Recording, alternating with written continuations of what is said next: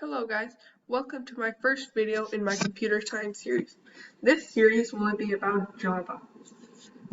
Okay, so here's a software called BlueJ that I'm going to be using. I will post instructions on how to download it on my website later on. So to start off with, you click Project, you click New Project. Let's title it Intro Project.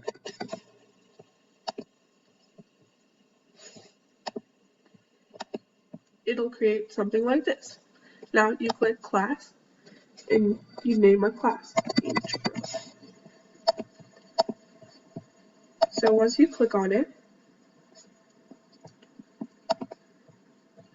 okay, so now press Ctrl A and delete all of this. Now let's begin.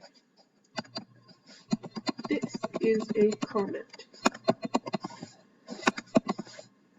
Doing two slashes like this will create a comment. This means the computer won't read it. It's just for the human's information. This is a line comment. And this is how to create a block comment.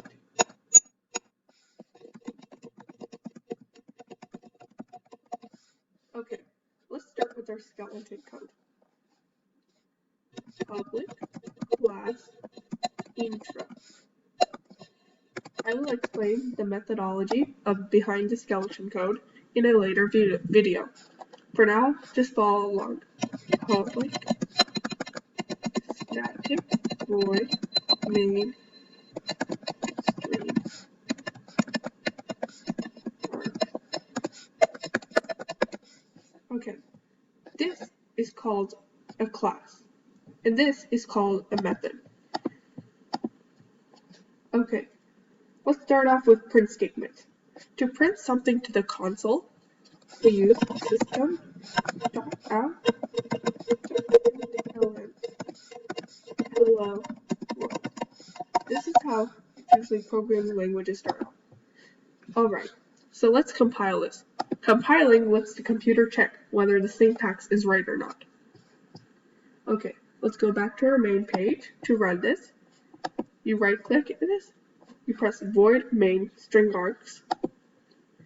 Don't mess with anything here, just click OK. And there we have it, hello world.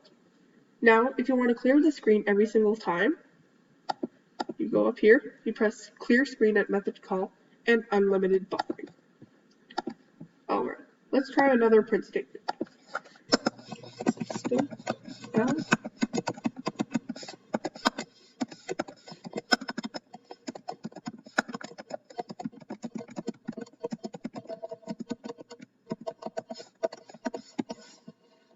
Okay. These quotation marks are needed since we're printing a string, and the parentheses are also needed because that's a syntax for a print statement. At the end of every single statement in the Java program, you need a semicolon. Alright, now let's compile this. Go back to the main menu, right click, void main string arg, press OK, and here we have it. Alright. Now let's talk about variables. Variables are placeholders. They hold certain values that we want, and each variable has a data type. Now, in algebra for variables, you can only have one letter. In Java, that's not the case. You can have words. We will talk about variables naming conventions later on. Here's one data type.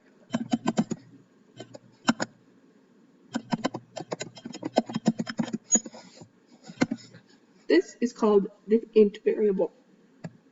Okay, this is the int data type. This is the name of our variable, and we're setting it equal to 2. Okay, so to declare variables, you need to first put the data type, then the name, and then set it equal to a specific value. Now the value has to match the type. If we were to put 0.0 here, this would become a decimal and become an error. Okay, now let's talk about another data type, doubles.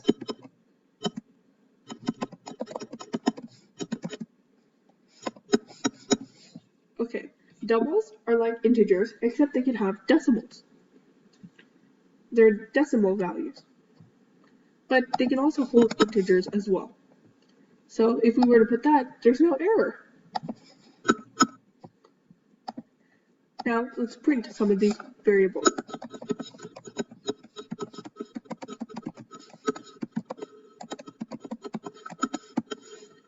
Okay, see how we didn't put the quotation marks? If we were to put the quotation mark, it would just print the words out our first. But in here, this means it's printing the value of the variable our first. So when we compile this, and then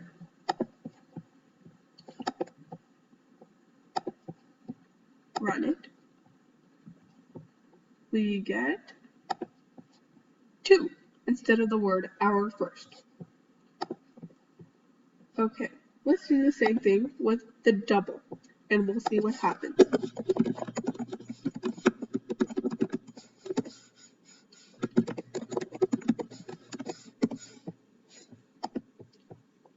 Let's compile.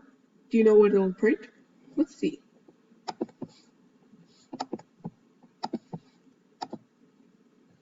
(2.0).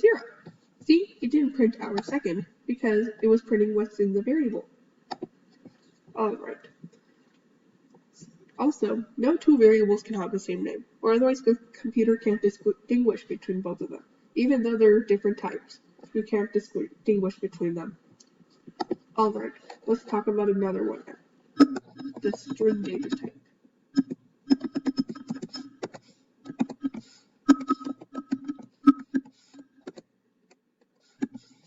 Alright, the string data type is just a word. It's just any words. You put the string data types in quotations. That's how the computer reads it. Alright, let's print this and see what we get.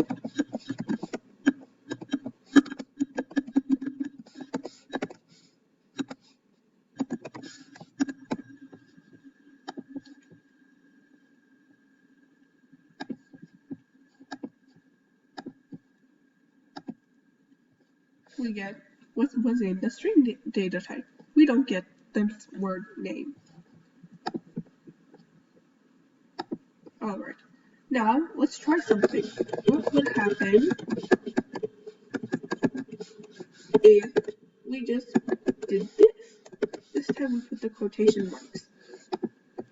Would it print the word name or what's in the value name? Let's find out.